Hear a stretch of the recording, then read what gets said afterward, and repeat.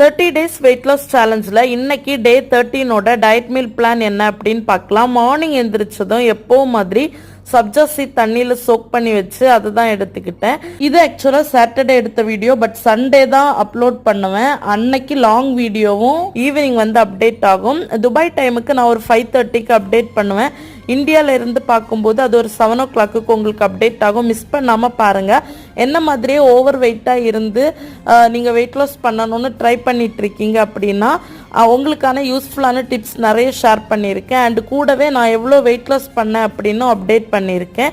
And இன்னைக்கு morning பிரேக்ஃபாஸ்ட்டாக கோதுமை மாவில் பண்ண புட்டு எடுத்துக்கிட்டேன்.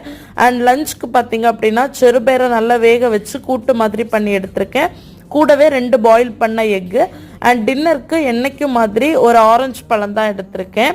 அப்படிதான் இன்னைக்கு டே 13 வந்து சூப்பராக கம்ப்ளீட் ஆச்சு. டே 14ஓட மீட் பண்ணுறேன். டில் தென் டேக் கேர், பை.